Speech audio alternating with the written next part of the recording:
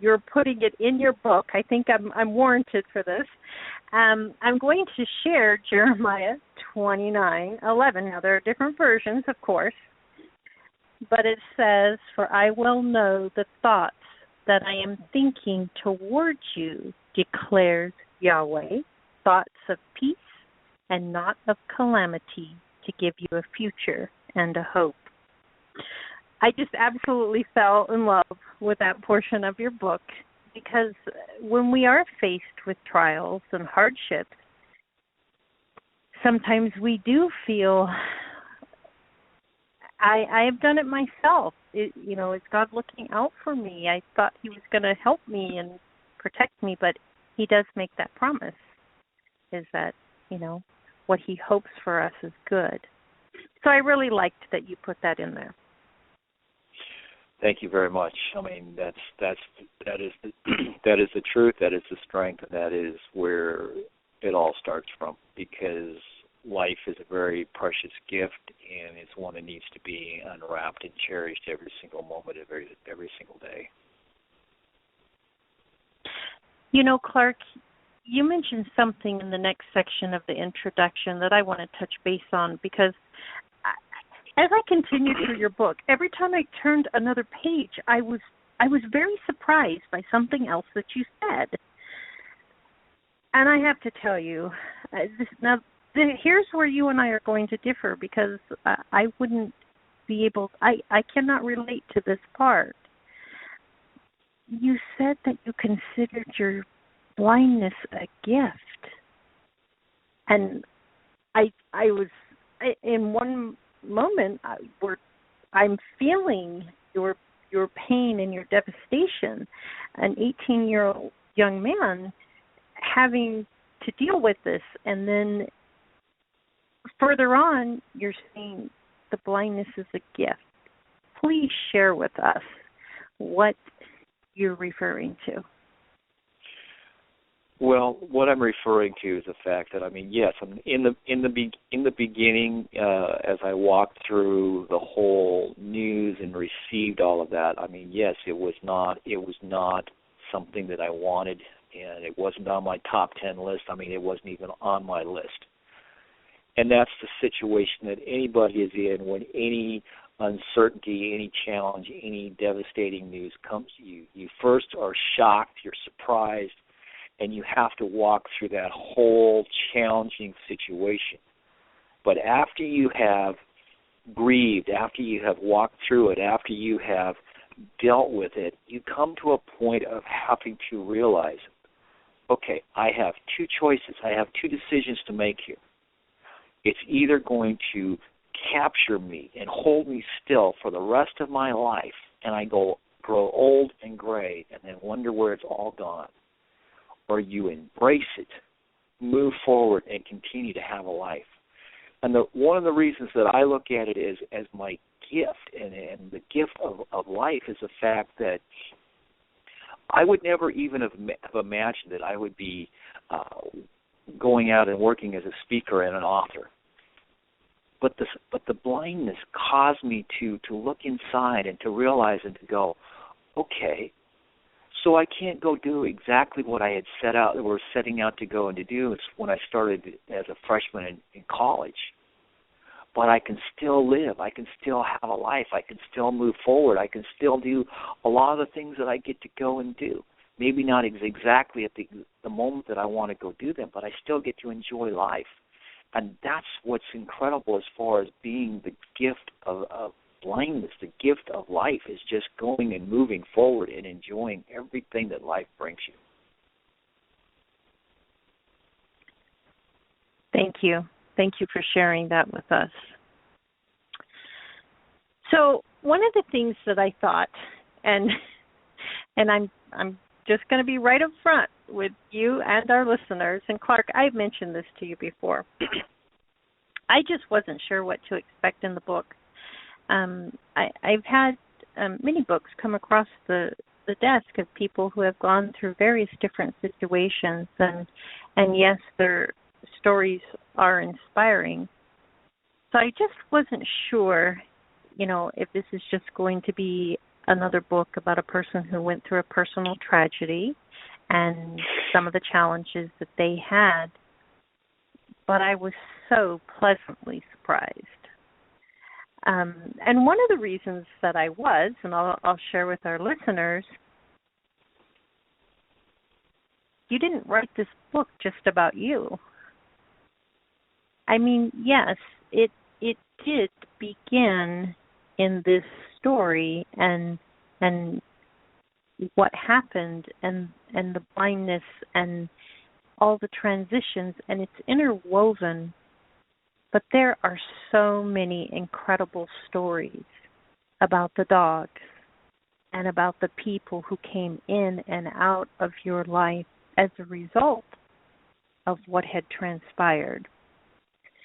So before we get to those stories, and we're going to have you share quite a few of those stories, and I promise our listeners they are quite charming stories. So before we get to that, I would like for you to share with our listeners what this blindness is that you have, what it's called, and how it developed, and then we'll move into the stories in the book. Perfect. My blindness is caused from a disease known as retinitis pigmentosa. And as I share in the book, I was diagnosed at the age of 18 and a freshman in college.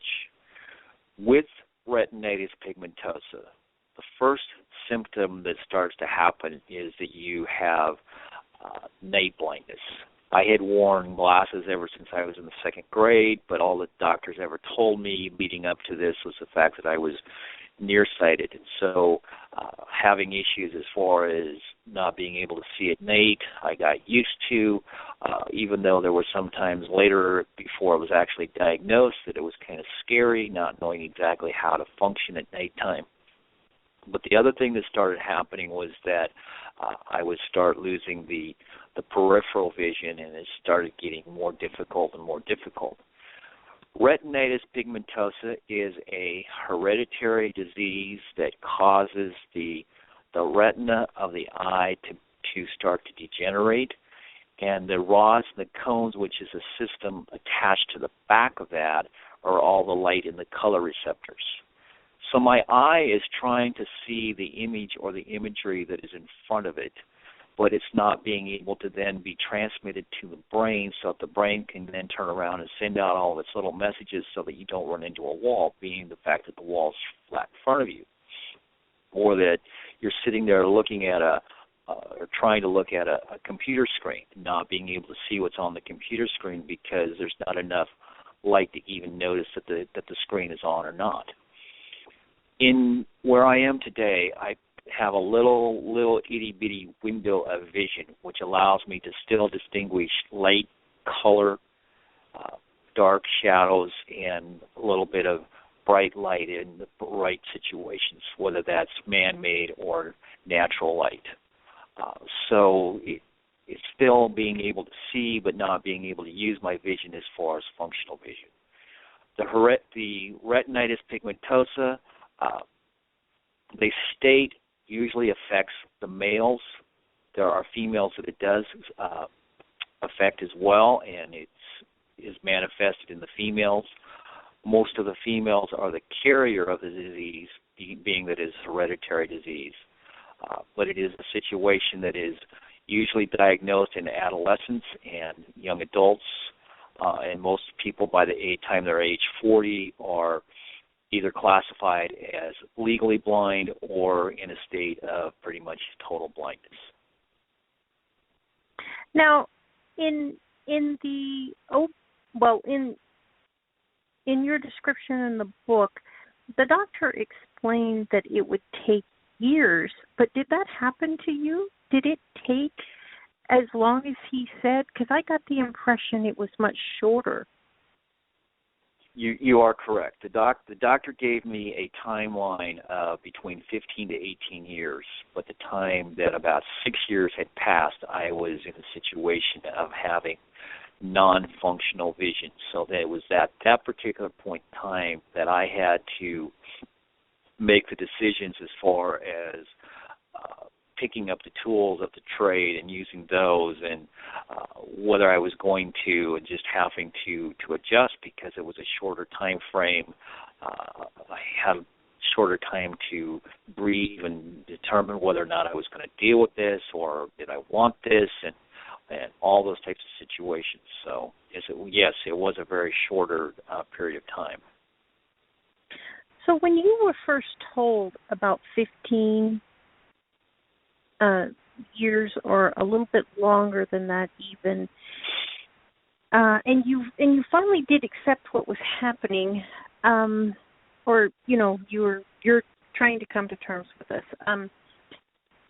Did you think in those terms? Well, I've got 15, 20 years to prepare for this. Did you think that way? No, I didn't think that way, because initially I didn't want it. And so, of course, I did everything just like life had been before the doctors told me. And it wasn't until about a year and a half into this whole journey of sight loss that I got hit in the face with reality. And I can't tell you if it was God, if it was just reality, or what.